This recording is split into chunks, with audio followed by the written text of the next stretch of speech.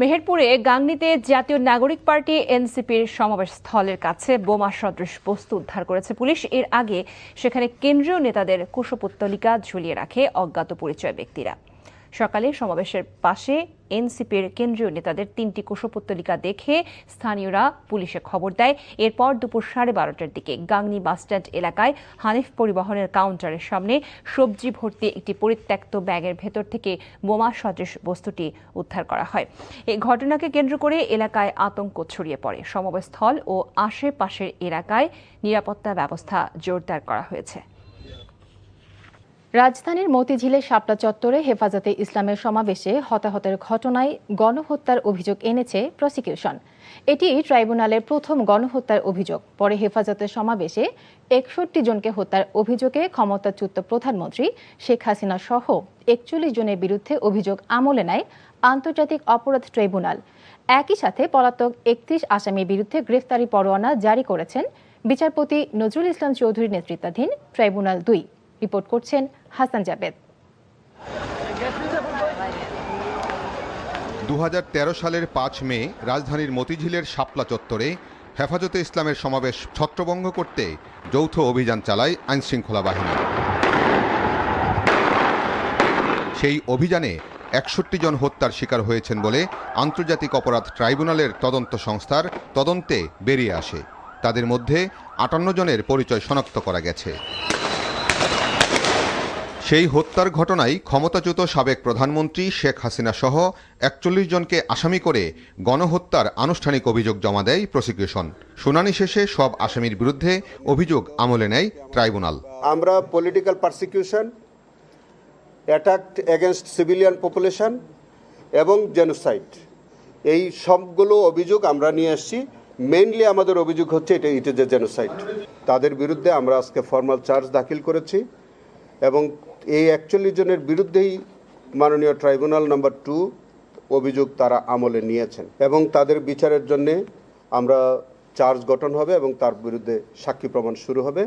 মামলায় সাবেক মন্ত্রী ডাক্তার দীপুমণি, সাবেক স্বরাষ্ট্র প্রতিমন্ত্রী শামসুল হক টুকু, মেজর জেনারেল অবসরপ্রাপ্ত জিয়াউল আহসান, সাবেক আইজিপি একেএম শহীদুল হক, সাবেক ডিআইজি মোল্লা নজরুল ইসলাম, 71-এর ঘাতক দালাল নির্মূল কমিটির উপদেষ্টা মণ্ডলীর সভাপতি শাহরিয়ার কবির, সাবেক ডিআইজি আব্দুল জলিল মণ্ডল, সাংবাদিক ফারজানা রূপা ও মোজাম্মেল বাবুকেও আসামি করা হয়েছে। তারা গ্রেফতার হয়ে কারাগারে আছেন। এছাড়া পলাতক 31 আসামির মধ্যে উল্লেখযোগ্য হলেন হাসান মাহমুদ, আফমা বাহাউদ্দিন নাসিম, আব্দুল লতিফ সিদ্দিকী, জাহাঙ্গীর কবির নানক, শেখ ফজলুল করিম সেলিম, মাহবুবুল আলম হানিফ, মোফাজ্জল হোসেন চৌধুরী মায়া, উমর ফারুক চৌধুরী, সাবেক পুলিশ প্রধান বেনজির আহমেদ, মোহাম্মদ মুখলেসুর রহমান, সাবেক সেনাপ্রধান জেনারেল আজিজ আহমেদ। আমরা ইচ্ছা হলে আরও হয়তো অনেককে আনা যেত, কিন্তু আমরা যে 41 জনকে এনেছি তাদের কোনোভাবে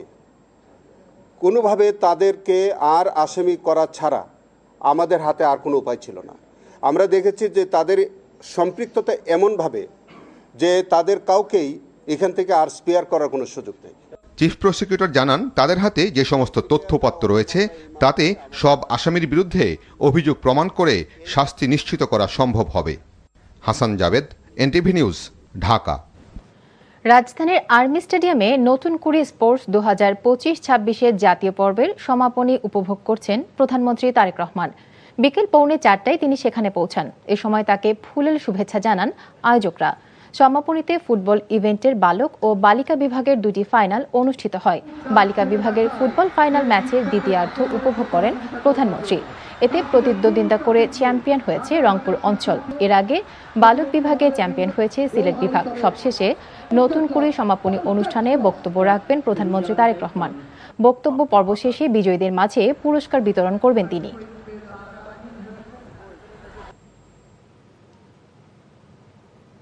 বিএনপি মহাসচিব ও স্থানীয় সরকার মন্ত্রী মির্জা ফখরুল ইসলাম আলমগীর বলেছেন, বিএনপিকে যারা ফ্যাসিবাদের দল বলে তাদের হয় জ্ঞানের অভাব রয়েছে, নয়তো তাদের মাইন্ডসেটটা এমনভাবেই তৈরি হয়েছে। জামায়াত আমিরকে তাদের দলের গঠনতন্ত্র পড়ে দেখার আহ্বান জানিয়ে জামায়াত গণতান্ত্রিক দল কিনা এমন প্রশ্ন তোলেন মির্জা ফখরুল। আসাদুজ্জামান আরমানের ক্যামেরায় রংপুর থেকে একে এম মইনুল হকের রিপোর্ট। সোমবার সকালে রংপুর নগরীর টার্মিনাল এলাকায় পল্লী উন্নয়ন একাডেমির বিভাগীয় কার্যালয় উদ্বোধন করেন স্থানীয় সরকার মন্ত্রী মির্জা ফখরুল ইসলাম আলমগীর। উদ্বোধন শেষে দেশের চলমান রাজনীতি, রাষ্ট্রপতি নির্বাচন ও স্থানীয় সরকার নির্বাচন নিয়ে সাংবাদিকদের সাথে কথা বলেন তিনি। বিএনপি তো একটা গণতান্ত্রিক রাজনৈতিক দল, আর জামায়াতে ইসলামের আমির সাহেব বলেছেন উনি ওনার গণতন্ত্রটা ভালো করে পড়বেন, তাহলে কি ব্যবস্থা হবে সেটা দেখা যাবে। ওনারা গণতান্ত্রিক দল কিনা এটা ওনারাই নিজেরা বিবেচনা করবেন। যথাসময়ে রাষ্ট্রপতি নির্বাচন হবে এবং দল সিদ্ধান্ত নেবে কাকে সেখানে মনোনয়ন দেওয়া হবে। পরে রংপুর জেলা শিল্পকলা একাডেমি মিলনায়তনে ক্ষুদ্র ও উদ্যোক্তা ঋণ এবং কিশোরীদের প্রণোদনার চেক ও গাছের চারা বিতরণ করেন মন্ত্রী। জুলাই গণ অভ্যুত্থানে শহীদদের প্রতি শ্রদ্ধা ও স্মৃতিচারণ করে বলেন, রাজনৈতিক ও অর্থনৈতিক অবস্থার পরিবর্তন করে সরকার এবং বিরোধী দলকে দেশের স্বার্থে ঐক্যবদ্ধ হতে হবে। আজকে এই জুলাই মাসে আমাদের একটা সুযোগ সৃষ্টি হয়েছে, একটা ফ্যাসিস্টকে সরিয়ে গণতান্ত্রিক সরকার এসছে, পার্লামেন্ট আছে, সরকারি দল আছে, বিরোধী দল আছে, সব মিলিয়ে আমাদের একদিকে রাজনৈতিক অন্যদিকে অর্থনৈতিক অবস্থার পরিবর্তনের একটা সুযোগ আমাদের এসেছে। আমরা এই সুযোগটাকে যেন না হারাই, আমরা যেন সবাই ঐক্যবদ্ধ থেকে পৃথিবীর সব উন্নত দেশগুলোতে কিন্তু সরকারও আছে, বিরোধী দলও আছে, তর্ক করে, পার্লামেন্টে ঝগড়াঝাটি করে, সব করে, কিন্তু দেশের ক্ষতি করে না। যে হরতাল টরতাল করে দিয়ে বন্ধ করে দেয় না সব কিছু। অর্থনৈতিকভাবে পিছিয়ে পড়া রংপুর অঞ্চলকে এগিয়ে নিতে কৃষি হাব ও কৃষিভিত্তিক কলকারখানা স্থাপনে সরকারের বিভিন্ন পদক্ষেপের কথা তুলে ধরেন Mirza Fakhrul. AKM Moinul Haque, NTV news, Rangpur. এক দশকেরও বেশি সময় স্থবির হয়ে থাকার পর চট্টগ্রামের আনোয়ারায় আনুষ্ঠানিকভাবে যাত্রা শুরু হলো China economic and industrial zone CEIZ নির্মাণ কাজ। শিল্প কারখানা স্থাপনের পাশাপাশি জীবনমানের উন্নয়ন সহ পরিবেশ সুরক্ষার আহ্বান জানিয়েছেন অর্থমন্ত্রী আমির খসরু মাহমুদ চৌধুরী। সরকার এই ধরনের বিনিয়োগ অঞ্চলে নিরাপত্তা নিশ্চিত করবে জানিয়ে প্রকল্প বাস্তবায়নে স্থানীয়দের সহযোগিতা চেয়েছেন স্বরাষ্ট্রমন্ত্রী। চট্টগ্রাম থেকে আরও জানিয়েছেন শামসুল হক হায়দরি, ক্যামেরায় ছিলেন এনামুল হক। দেশের অন্যতম বৃহৎ বিদেশি বিনিয়োগ ভিত্তিক শিল্পাঞ্চল বাস্তবায়নের নতুন অধ্যায়ের সূচনা হলো চট্টগ্রামে। বন্দরনগরীর আনোয়ারায় CEIZ প্রকল্পের ভিত্তিপ্রস্তর স্থাপন করে নির্মাণ কার্যক্রমের উদ্বোধন করেন অর্থমন্ত্রী আমির খসরু মাহমুদ চৌধুরী। এ সময় অন্যান্যের মধ্যে উপস্থিত ছিলেন স্বরাষ্ট্রমন্ত্রী সালাউদ্দিন আহমদ, ঢাকায় নিযুক্ত চীনা রাষ্ট্রদূত ইয়াও ওয়েন এবং বেজার নির্বাহী চেয়ারম্যান চৌধুরী আশিক মাহমুদ বিন হারুন। নির্মাণ কাজের উদ্বোধন করে অর্থমন্ত্রী বলেন, এ ধরনের উদ্যোগ সরকারের অর্থনৈতিক ও কর্মসংস্থানের লক্ষ্য অর্জনে সহায়ক হবে। এ কাজে নিরাপত্তা সহযোগিতা নিশ্চিত করার আশ্বাস দিয়ে শিল্পের সাথে মানুষের জীবনমান ও পরিবেশ সুরক্ষার তাগিদ দেন বক্তারা। আমরা যে বিনিয়োগ করছি এখানে, এই বিনিয়োগের সাথে সাথে আমাদের চাকরি হবে, ব্যবসা হবে, আমাদের GDP গ্রোথ হবে, আমাদের জনগণের জীবনযাত্রার মান উন্নতি হবে, সাথে সাথে আমাদেরকে মাথায় রাখতে হবে আমাদের পরিবেশকে আমাদেরকে রক্ষা করতে হবে। Our law enforcement and security agencies will maintain a robust, safe and stable environment. We will ensure secure transport corridors and streamlined operational safety across all phases of the project. 2014 সালে এই প্রকল্প নিয়ে সমঝোতা স্মারক সই করে বাংলাদেশ ও চীন। জমি অধিগ্রহণ সম্পন্ন হয় 2016 সালে। তবে ডেভেলপার নিয়োগ, অর্থায়ন চূড়ান্তকরণ এবং বিভিন্ন প্রশাসনিক জটিলতার কারণে প্রকল্পটির কাজ শুরু হয়নি। সম্প্রতি প্রধানমন্ত্রী তারেক রহমানের চীন সফরের পর প্রকল্পটিতে নতুন গতি আসে। মাননীয় প্রধানমন্ত্রী আমাদেরকে চ্যালেঞ্জ করেছিলেন যে 18 মাসের মধ্যে উনি প্রথম ফ্যাক্টরি এখানে দেখতে চান, এবং ওনাদের যে চেয়ারম্যান ছিলেন উনিও প্রমিস করেছেন। তারপরে কর্ণফুলী টানেল থেকে মাত্র 4 কিলোমিটার দক্ষিণে প্রকল্পটির অবকাঠামো উন্নয়নে ব্যয় ধরা হয়েছে 4,189 কোটি 46 লাখ টাকা। এর মধ্যে সরকারি অর্থায়ন 1,722 কোটি টাকা এবং চীনের এক্সিম ব্যাংক থেকে আসবে 2,467 কোটি টাকা। 2031 সালের ডিসেম্বর মাসের মধ্যে প্রকল্পটি চালু করা সম্ভব হবে বলে আশা করা হচ্ছে। NTV news desk. তথ্য ও সম্প্রচার মন্ত্রী জহিরুদ্দিন স্বপন MP বলেছেন, সাংবাদিকতা পেশাকে পৃষ্ঠপোষকতা দেওয়ার মতো কোনো কাঠামো এখন পর্যন্ত তৈরি হয়নি, আর সেই কারণে সাংবাদিকতা পেশা বর্তমানে সবচেয়ে বেশি চ্যালেঞ্জের মুখোমুখি। বরিশাল সার্কিট হাউস সম্মেলন কক্ষে বিভাগের সাংবাদিকদের পেশাগত কল্যাণ, নিরাপত্তা এবং বাংলাদেশ সাংবাদিক কল্যাণ ট্রাস্টের কার্যক্রম আরও বেগবান করার লক্ষ্যে অনুষ্ঠিত মতবিনিময় সভায় তিনি এসব কথা বলেন। তথ্যমন্ত্রী বলেন, এই সরকারের সময় সাংবাদিকরা অনেক বেশি চাপমুক্ত পরিবেশে কাজ করতে পারছেন। তিনি বলেন, সাংবাদিকদের কল্যাণে সরকার সর্বোচ্চ সহযোগিতা করবে। মতবিনিময় সভায় সাংবাদিক নেতৃবৃন্দ পেশাগত নিরাপত্তা, সাংবাদিক কল্যাণ ট্রাস্টের সুবিধা সম্প্রসারণ, চিকিৎসা সহায়তা, আর্থিক অনুদান, দক্ষতা উন্নয়ন সহ সাংবাদিকদের বিভিন্ন সমস্যা ও সম্ভাবনা নিয়ে মতামত ও সুপারিশ তুলে ধরেন। আমরা এভাবে বিজ্ঞাপন, তারপরে আপনার মিডিয়া লিস্টিং, তারপরে ক্রোড়পত্র বন্টন, তারপরে television rating point, news paper rating point, এই জায়গাগুলিতে পলিসি মেকিংয়ের জায়গাতে আমরা হাত দিতে শুরু করেছি। যেহেতু আমাদের প্রধানমন্ত্রী রাষ্ট্রের সমস্ত ব্যাপারে পরিচ্ছন্ন নীতি গ্রহণ করছেন, সে কারণে তার নির্দেশিত পথে তথ্যমন্ত্রী হিসাবে আমিও এই জগতে এই পরিচ্ছন্ন কাঠামোটা তৈরি করার একটা উদ্যোগ গ্রহণ করেছি। আপনাদের কল্যাণের জন্যই আমি মনে করি আমাকে, মন্ত্রণালয়কে, সরকারকে আপনাদের সহযোগিতা করা উচিত। জাতীয় গ্রিডে গ্যাস সরবরাহ স্বাভাবিক না হওয়ায় সংকট তীব্র আকার ধারণ করেছে। রাজধানী ফিলিং স্টেশনগুলোতে যানবাহনের চাপ বাড়ছে, ঘন্টার পর ঘন্টা অপেক্ষা করেও মিলছে না পর্যাপ্ত সিএনজি গ্যাস। বাসাবাড়িতে গ্যাস সরবরাহ ঘাটতিতে জীবনযাত্রা বিঘ্নিত হচ্ছে নগরবাসীর। আগামী সপ্তাহ থেকে সংকট কমতে শুরু করবে বলে জানিয়েছেন জ্বালানি প্রতিমন্ত্রী অনিন্দ্য ইসলাম অমিত। এদিকে পূর্ব ঘোষিত ৩০শে জুলাই সিএনজি ফিলিং স্টেশনগুলোতে প্রতীকী বন্ধের কর্মসূচি প্রত্যাহার করে নিয়েছে মালিক সমিতি। আপেল শাহরিয়ারের রিপোর্ট। রাজধানীর মগবাজার সিএনজি ফিলিং স্টেশনের সামনে যানবাহনের দীর্ঘ সারি। ভোর থেকেই লাইনে দাঁড়িয়েছেন কেউ কেউ। ঘন্টার পর ঘন্টা অপেক্ষায় ভোগান্তি চরমে উঠেছে চালকদের মাঝে। এরপরও মিলছে না কাঙ্ক্ষিত গ্যাস। কিছু কিছু সিএনজি স্টেশনে গ্যাস একেবারেই নেই। কখন আসবে জানা নেই কারো। অলস সময় পার করছেন পাম্পের কর্মচারীরা। অনেকে কয়েকটি পাম্প ঘুরেও গ্যাস না পাওয়ায় হতাশার কথা জানান। আমরা 18 ঘন্টা 19 ঘন্টা কাজ করার পর সিএনজি পাম্পে এসে বৈঠা থেকে আমরা গ্যাস পাই না, কিন্তু না পারি মালিকেরা বুঝাইতে। এই যে 8 ঘন্টা 10 ঘন্টা আমরা আসি, তো আমাদের কোনো টেক কেয়ার করে না, আমাদের মালিকও না। বাচ্চা স্কুলে আছে, যে বাচ্চা আজকে সকালে স্কুলে দিয়ে আসছি, এখন স্কুল থেকে বাসায় নিতে পারিনি। সিএনজি অটোরিকশা চালকদের ভোগান্তি সবচেয়ে বেশি। গ্যাস নিতে বাড়তি সময় চলে যাওয়ায় কাঙ্ক্ষিত যাত্রী পাচ্ছেন না তারা। এভাবে চলতে থাকলে জীবিকা নির্বাহ কঠিন হয়ে পড়ার শঙ্কায় তারা। আমরা দিকটা গ্যাস পাইতেছি না, আবার মহাজনকে জমা ঠিকই নিতেছে। 50 টাকা 60 টাকার গ্যাস ওঠে, এর উপর গ্যাস ওঠে না। মালিক জমা তো কম নেবে না, জমা আমাকে পুরো দেয়া লাগবে। পাম্প কর্তৃপক্ষ জানিয়েছে, দিন যত গড়াচ্ছে সংকট তত বাড়ছে। 60 টাকার কথা 200, সেখানে 100। আমরা কাস্টমারদের পর্যাপ্ত পরিমাণ সার্ভিস দিতে পারছি না। বাসাবাড়িতে গ্যাস না থাকায় রান্না সহ নিত্য প্রয়োজনীয় কাজে সমস্যা হচ্ছে বাসিন্দাদের। সচিবালয়ে গ্যাসের সার্বিক পরিস্থিতি নিয়ে কথা বলেন বিদ্যুৎ ও জ্বালানির প্রতিমন্ত্রী অনিন্দ্য ইসলাম অমিত। এই মুহূর্তে তাৎক্ষণিক আমরা সমাধান দিতে পারছি না, এটা আমাদের সীমাবদ্ধতা। আমরা এই জন্য বারংবার এটার জন্য দুঃখ প্রকাশ করছি, কিন্তু আমরা একেবারে 24/7 আমাদের টিম তাদের সাথে একান্তভাবে কাজ করছে। আমরা যেটা বললাম যে আমরা আশা করছি আগামী সপ্তাহ থেকে পরিস্থিতি উন্নয়ন হবে ইনশাল্লাহ। এদিকে চলমান গ্যাস সংকটের কারণে পূর্ব ঘোষিত 30 জুলাই সিএনজি ফিলিং স্টেশনগুলোতে প্রতীকী বন্ধের কর্মসূচি প্রত্যাহার করে নিয়েছে ফিলিং স্টেশন মালিক সমিতি।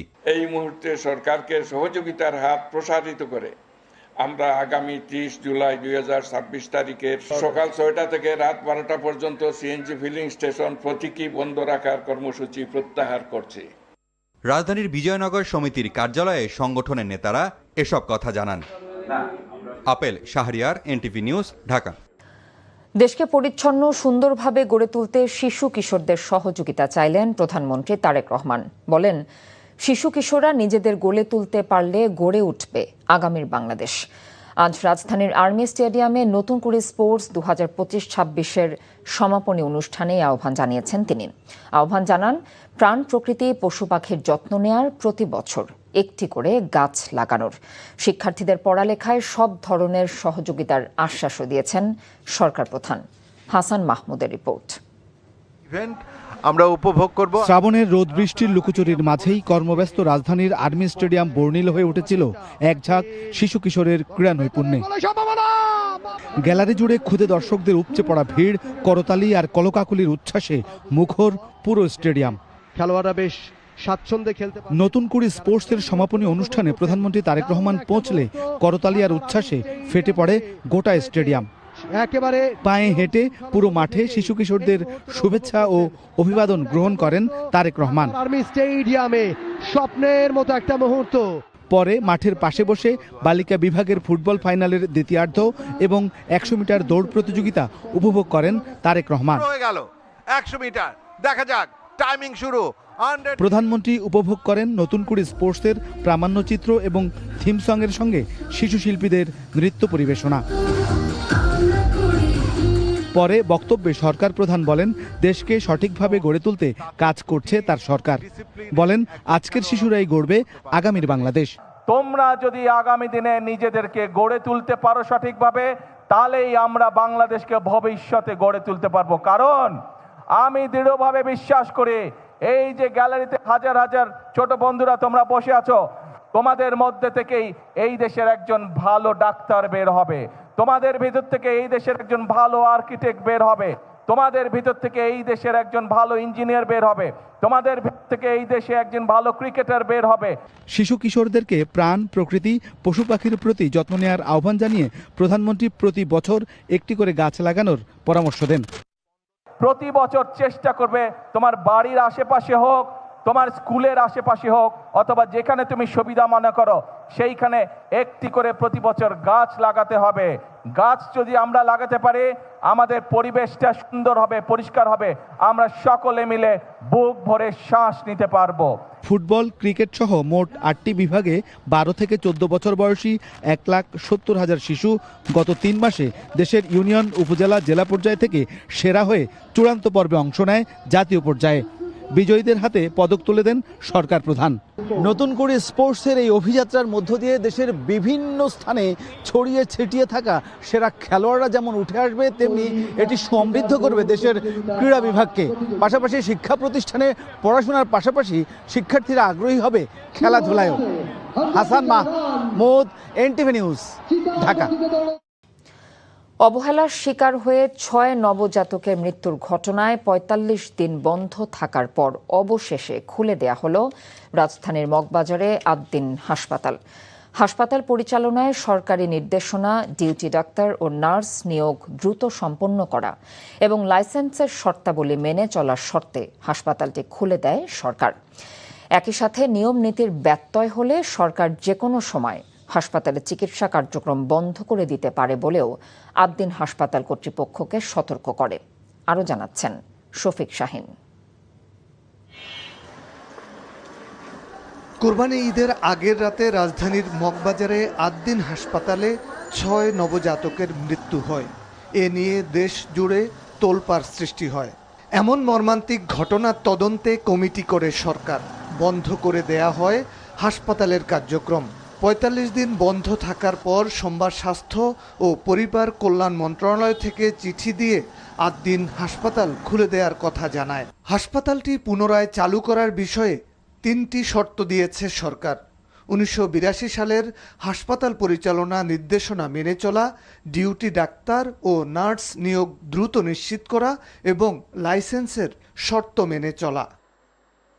এমন নির্দেশনা পাওয়ার পর হাসপাতালের স্বাভাবিক কার্যক্রম চালু করে আদ্দিন হাসপাতাল কর্তৃপক্ষ। তারা জানায়, ইতোমধ্যে স্বাস্থ্য মন্ত্রণালয়ের একাধিক টিম হাসপাতাল পরিদর্শন ও নির্দেশনা দিয়েছে। সে অনুযায়ী হাসপাতালের আইসিইউ, সিসিইউ এবং নবজাতক ওয়ার্ডে সংস্কার ও প্রয়োজনীয় ব্যবস্থা নেওয়া হয়েছে। পুরানো ভবনটা এখন রেনোভেশন করে ওয়ার্ডটা একেবারেই নতুন একটা সুন্দর, ভেন্টিলেশন অনেক ভালো, এয়ার সার্কুলেশন অনেক ভালো, আলো বাতাস পর্যাপ্ত আছে, এই অবস্থায় আনা হয়েছে। এবং পরিদর্শন টিম ওনারা দেখেছে এবং ওনারাও ভেন্টিলেশন বা আলো বাতাসের যে ব্যবস্থা করা হয়েছে সেটা দেখে ওনারাও সন্তুষ্ট। ভবিষ্যতে যেন অবহেলায় কোনো রোগী মারা না যায় সেজন্য সতর্ক থাকবে হাসপাতাল কর্তৃপক্ষ। একই সাথে যে 6 নবজাতকের মৃত্যু হয়েছে সেজন্য দুঃখ প্রকাশের পাশাপাশি তাদের পিতামাতার পাশে থাকার প্রতিশ্রুতির কথা জানিয়েছে তারা। এখানে একটা ধারাবাহিক সেবার ব্যবস্থা আছে, যেমন চেক আপ করা, যদি প্রেগন্যান্সি আমি বলি অ্যান্টিনেটাল চেক আপ, তারপরে সেফ ডেলিভারি, পোস্টন্যাটাল কেয়ার, অথবা যদি বাচ্চা অসুস্থ থাকে এনআইসিইউতে যে সার্ভিসটা তারা নিতে পারে, আমাদের একটা বড় এনআইসিইউ আছে এবং এখানে ওনারা অন্যান্য প্রাইভেট হসপিটালগুলোর চেয়ে কম খরচে সেবা নিতে পারে। 27 মে রাতে পোস্ট অপারেটিভ ওয়ার্ডে 6 নবজাতকের মৃত্যুতে হতবাক হয় সাধারণ মানুষ। তদন্তে অক্সিজেনের স্বল্পতা, দীর্ঘক্ষণ এসি বন্ধ থাকা ও অব্যবস্থাপনার প্রমাণ পায় সরকার। Shafiq Shahin, NTV news, Dhaka.